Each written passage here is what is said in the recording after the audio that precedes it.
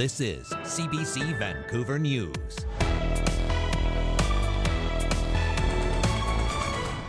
I'm paying almost like $1,000 every week for one more week staying here.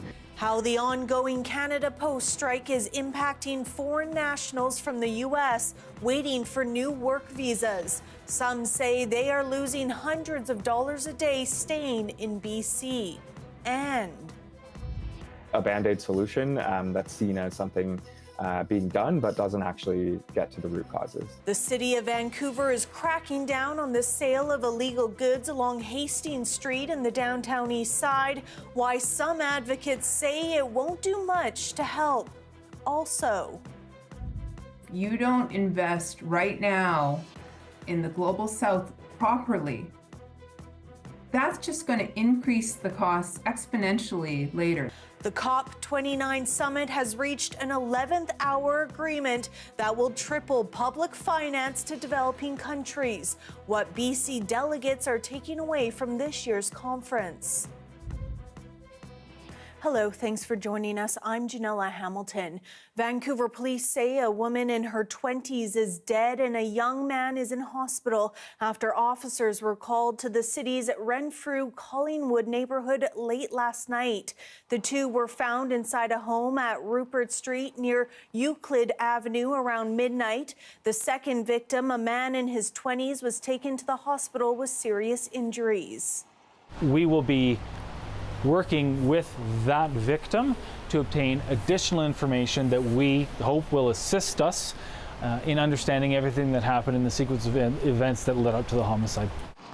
He says a 46-year-old suspect has been arrested but would not say if that person is known to police.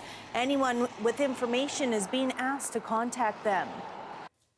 Meanwhile, a 36-year-old man has been arrested after allegedly throwing what police describe as a Molotov cocktail at the entrance of Vancouver City Hall last night. Police say it happened around 10 o'clock when the building at Cambie Street and West 12th Avenue was closed. Officers say a witness intervened to stop the flames from spreading. The suspect was arrested nearby. It was a device that was lit on fire at the front entrance of City Hall. The witness was able to suppress that fire without it causing extensive damage to the entrance area. However, very concerning in nature. The man is facing several criminal charges, including attempted arson and possession of explosives. Police do not believe the suspect lives in Vancouver at this time. The motive remains unknown. This marks the second arson attempt at City Hall in recent weeks. Last month, a 78-year-old man set a minivan full of gasoline on fire outside the building. BC conservation officers say a black bear was killed this week after it encountered a man and his off-leash dog in Maple Ridge. The service says the man was walking on a trail near 240th Street Wednesday afternoon when a bear, quote, engaged the dog. He was walking on the trail and he heard a commotion behind him. He was with his off-leash dog and noticed his dog was having a confrontation with a black bear. And so he tried to grab his dog and retreat from the area, and the bear then turned his attention on him. Officers say the man was injured when trying to fight off the bear. A group of nearby anglers heard the commotion and came to help. The bear ended up being killed. The service did not clarify how the animal died, but says officers have determined the bear was killed in self-defense and it will not be taking any enforcement action. Hundreds, dozens, perhaps thousands of foreign nationals from the U.S. are stuck in Canada right now, waiting to receive their passports with a newly granted U.S. work visa. Because of ongoing job action, the documents are being held up in Canada Post facilities across the country as the strike enters its second week. Our Pinky Wong spoke with some of these stranded visitors who say they are losing hundreds of dollars a day staying in BC. These expats came to Vancouver earlier this month from around the U.S. to apply for new work visas to continue their employment in the States. The visas are only issued at U.S. embassies or consulates outside of the country. They say their visas were ready last week but have been caught up in the postal strike. Stella Xing received a notification from the U.S. Embassy noting her passport is inaccessible and being retained at a Canada Post facility. She says she just started a job in Seattle this summer and this has been a financial burden. I'm paying almost like $1,000 every week for one more week staying here. And if I need to cancel my Christmas trip, that's like maybe $3,000 and more. For Hao Yan Chao, it's not just about the money. The worst case is I will lose my job in U.S. tech company. They tend to have very strict in-person policy, and I haven't been to the office for about 2 weeks now. He says he's worried about what's ahead as his work visa is tied to his job and his U.S. residency. Definitely feel angry that my future schedule are affected, but I understand that why they go on a strike. This is their right as well. Some of these visitors have tracked their passports to a processing facility in Richmond, but the delivery has been delayed. Others were supposed to pick up their passport at this downtown Canada Post branch. They've come here trying to get their hands on the essential documents, to no avail, standing just meters away from their tickets back home with no other recourse. In a statement, Canada Post says this is a difficult situation and they sympathize with those affected. They say postal workers are not able to process or deliver items while the strike continues. And secured mail and parcels in the postal network will be delivered on a first-in, first-out basis. The U.S. consulate says they are aware of the unfortunate hardship it has caused for some, and are warning applicants to expect a backlog once operations resume. Pinky Wong, CBC News, Vancouver. People in the Kootenays woke up to a fresh dump of snow this weekend, with the Cranbrook area receiving more than 18 centimeters overnight. As Corey Bullock reports, it's creating challenging conditions on the highway and in town. It's a winter wonderland in Cranbrook, but for some, the snow was too much too quickly. It's a little overwhelming. I shovel all the time, but this is probably the heaviest snow I've shoveled in the 25 years I've lived here. The East Kootenay region was hit with a snowstorm that began midweek. Friday night, it caused power outages across the region. 1,100 people in the Cranbrook and Fernie areas were without power Friday evening and some much of Saturday. The heavy snow causing downed trees and branches. It was a little before midnight, and in no time at all, there was a police car out here with lights flashing, warning people away from the live wires. Fire truck arrived shortly after, and they worked through the night and got the power on, I think, about 5 this morning. More snow is expected over the coming days, although not nearly as much. Environment Canada forecasts around 6 centimeters over Sunday and Monday, and a bit of a break by midweek. But with winter weather just beginning, it could mean more outages this season. We are expecting to see increased outages this storm season, and that's because we're on the, we've had a couple of years of ongoing drought here in British Columbia, which has weakened trees and their root systems, making them more susceptible to snow and wind events.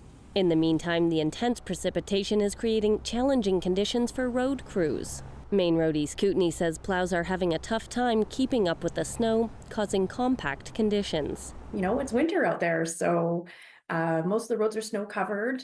We're experiencing a little bit of slippery conditions on a lot of our major highways. She says crews are working around the clock to try and keep the roads clear. Look out for your other motorists. Turn your headlights on. That's one of the biggest things that we hear is please, daytime running lights are great, but remember to turn your headlights fully on when the snow is coming down very hard. And she says have patience, because there's lots of winter weather yet to come. Corey Bullock, CBC News, Cranbrook. The vice chair of the Vancouver Park Board has resigned following statements she posted to social media. The posts attributed to Comfort Sakoma Fadugba were critical of immigration, saying that it was transforming Canada into a place where shared identity was disappearing. Further posts criticized Diwali celebrations and gender transitioning surgery. The comments were roundly criticized by Board Chair Frank Chong, as well as Vancouver Mayor Ken Sim and BC Solicitor General Gary Begg. CBC News has not independently verified the social media posts, as they have been since removed. Sakoma Fadugba has apologized for the posts and says the comments were taken out of context, adding she resigned for personal reasons. But I can see how a person who doesn't know me and who reads that, all of that text taken out of context, would think, oh my gosh, what a horrible person. So I'm extremely apologetic. Also, I am sorry that I've hurt so many people. I, recognize with a full sense of responsibility that I have hurt people in the way that it was communicated. And I want to be clear that that is not in any way, shape, or form a reflection of how I feel. I've devoted literally the last 5 years of my life to fighting for the representation of Black and Brown kids in BC, and will continue to do that. The city of Vancouver says it's cracking down on the sale of illegal goods in the downtown east side. City officials say the long stretch of street vendors is leading to an increase in violent shoplifting and gang activity. But Saurabh Sandhu reports some advocates and business owners say the move is ineffective and will simply displace the problem to nearby areas. Mark Burrell says he set up his merchandise at the corner of Abbott and Hastings Street for years, but recently it's become a lot more difficult to be a street vendor. At least twice, sometimes 3 times a day, the city of Vancouver would come and enforce their bylaw, which was no shopping or vending on the streets, and close us down. Since then, Burrell has moved his business to an indoor space. But those who continue to sell on Hastings Street in Vancouver's downtown east side will now face more scrutiny. The city says it will be taking a firmer approach to enforcing its bylaws against sidewalk vending to curb the sale of illegal goods and improve public safety. But not everyone is convinced the move will be effective. It's kind of a Band-Aid solution that's seen as something being done, but doesn't actually get to the root causes. Hoyt says the previous crackdowns have resulted in street vendors being displaced to surrounding streets and neighboring Chinatown. What we really need the city and partners to do in this situation is work on a comprehensive community economic development plan that recognizes that income generation is an important way to lift people out of poverty. He says the local Business Improvement Association had previously been in support of temporarily sanctioned areas for street vendors to operate, with a vetting system to ensure no criminal activity takes place. One of those areas is the current iteration of the downtown East Side Street Market, where more than a dozen vendors set up their shop each day. There's some items that are not allowed to be sold in this space, including electronics. And we also have a process by which people can apply to be vendors as opposed to being just anyone could kind of walk in. Miles says there is a need for more spaces like this. He believes there's a benefit to making low-barrier vending spaces available. The city says it recognizes there are vulnerable people who rely on subsistence vending to supplement their income, and is exploring ways to expand safer and legal low-barrier income generation. Saurabh Sandhu, CBC News, Vancouver.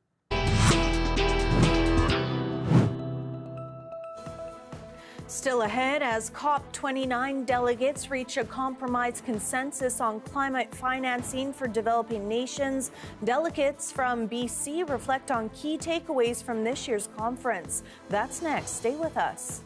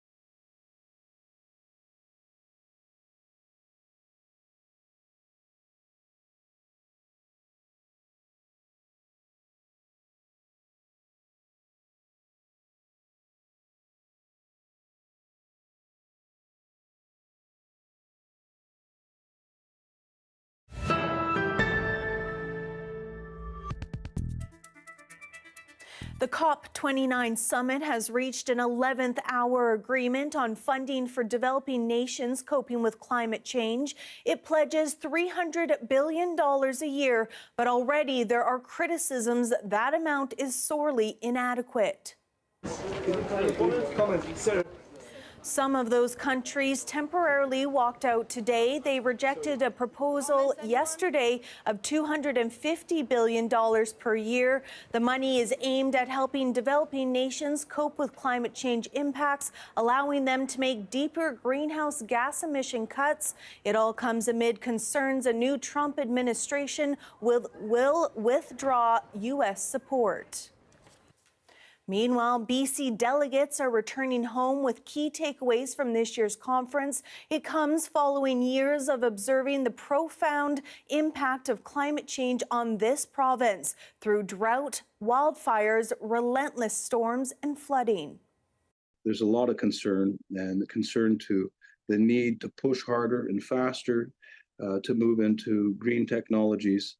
I mean, we're using coal systems and things like that from the 1800s. Chief Wesley Sam with the Chilkasco First Nation has just returned home to Burns Lake from Azerbaijan as a delegate with the First Nations Climate Initiative, part of Canada's official delegation. It affects a lot of, First Nations across the planet that, harvest from the land and what have you. I mean, salmon stocks up here in the northwest, the waters got pretty hot and low this year, so they couldn't spawn. He says attending the United Nations Climate Conference, or COP29, was a chance to learn how other First Nations are moving toward a greener, healthier economy. There's a lot of companies with different technologies that were very, very interesting. I know there's a number of nations and neighbors to the north, south, west that are, have proposed wind farms and also solar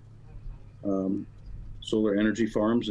With global temperatures hitting record highs and extreme weather events affecting people around the world, the chair of the Canada Climate Law Initiative says this year's climate summit was overshadowed by turbulent geopolitics, a controversial host country, and the re-election of U.S. climate change denier Donald Trump. Scientists telling us exceeding the 1.5 degree limit is imminent, and we're looking at 2024 breaking last year's record of being the hottest year in history. So it's a COP that feels heavy. I did feel that tension in the air. She says developing countries face the greatest risks from climate change and require international support to finance adaptation. If you don't invest right now in the global south properly, that's just going to increase the costs exponentially later. The First Nations Climate Initiative is calling on all levels of Canadian government to invest and better support the work they want to do locally. Big net zero infrastructure projects in partnership with BC First Nations. To Montreal, where political leaders have come out in condemnation of yesterday's demonstration against NATO and Israeli action in Gaza, a demonstration that turned violent. 3 people were arrested. It's happening as Montreal hosts the NATO Parliamentary Assembly. The CBC's Heather Gillis has more. Unrest Friday night as protesters took to Montreal streets. 2 vehicle fires. An effigy, a flame, smoke bombs. Protesters calling for an end to war in Gaza. Down with NATO! Denouncing NATO as the Defense Alliance hosts its 70th annual Parliamentary Assembly this weekend in Montreal, discussing support for Ukraine, climate change, and the alliance's future. 3 demonstrators were arrested for obstructing and assaulting officers, say police. Canada's Foreign Affairs and Defense Ministers condemning the violence, calling it unacceptable. What we saw was not peaceful protests. What we saw was actually violence, hate, and anti-Semitism, and this has no place on our streets. Of course, we believe in the freedom of speech. We believe in the freedom to demonstrate. But where we draw the line is when there's violence. This was nothing like lawful, peaceful protest. This was anarchy. It was an engagement in violence and hatred on display in the city of Montreal. And in particular, I wanted to particularly condemn the anti-Semitic behaviors. Quebec Premier Francois Legault and Prime Minister Justin Trudeau echoing the same sentiment, also saying violence and anti-Semitism is unacceptable, calling for accountability. The head of the Canadian Defence and Security Network says people's pent-up anger about the Israel-Hamas war is driving the protest. It's mostly an opportunity for them to register their protests with elites within the Western world. Protests continued in Montreal Saturday afternoon, with Seidman saying police should have anticipated the clashes, and he expects to see a larger law enforcement presence as the meeting continues until Monday. Heather Gillis, CBC News, Toronto. Health officials in Manitoba believe they have detected Canada's first case of the more severe strain of Mpox. The province says it was found in a traveler who was diagnosed shortly after returning from a trip. Officials say the case is associated with the current outbreak of Clade 1 Mpox in Central and Eastern Africa. Clade 1 is a more severe strain with high transmission rates. Health officials say the infected person is isolating and the case is being investigated, which includes contact tracing, and that the overall risk to the public is low. Jason Kindrachuk is the Canada Research Chair on Emerging Viruses at the University of Manitoba.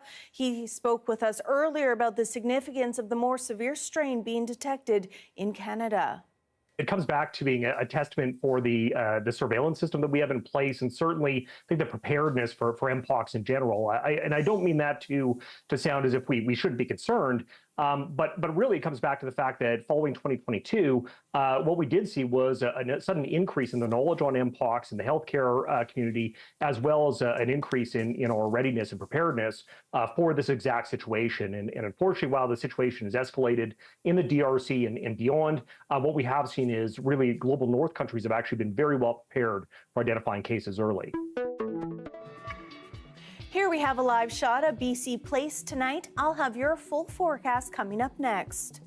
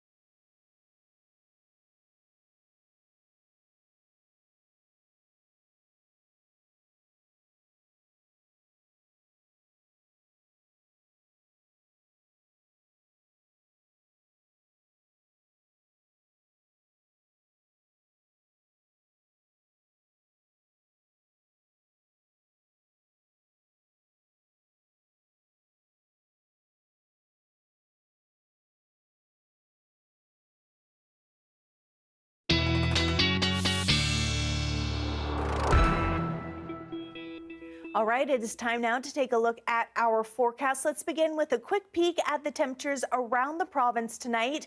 Minus 25 in Dease Lake, minus 21 in Fort St. John, so much cooler than we're used to seeing in those areas. Minus 2 in Kamloops and sitting at 0 in Kelowna overnight tonight. 5 on the island in both Tofino and Victoria with that rain. Minus 25 sticking around for Dease Lake tomorrow with sun. Snow in Fort St. John as well in Prince George, Williams Lake and Kamloops. You're all going to see some of that snow activity tomorrow as well. Whistler with a high of 1. And on the island, it's going to be about 8 degrees for Victoria with rain and 9 degrees in Tofino with those scattered showers. Similar conditions here in Metro Vancouver with a high of 8 for tomorrow, and that rain is going to stick around with us till about Tuesday when it should dry up around Wednesday. Today, community members and local businesses came together to support families less fortunate through the 10th annual Richmond RCMP Holiday Toy Drive. This event is actually toys that is being donated by the community of Richmond, and it's actually going for children in need within the community of Richmond. She says last year they raised more than $29,000 and over 2 tons of toys for local children. And if you'd still like to donate, she says over the next couple of days, people can drop off new unwrapped toys and money donations at RCMP community stations or RBC locations in Richmond. That is your late news for Saturday, November 23rd. Thank you so much for joining us tonight. To keep up to date with all the latest news, head to our website at cbc.ca/BC. We'll see you tomorrow.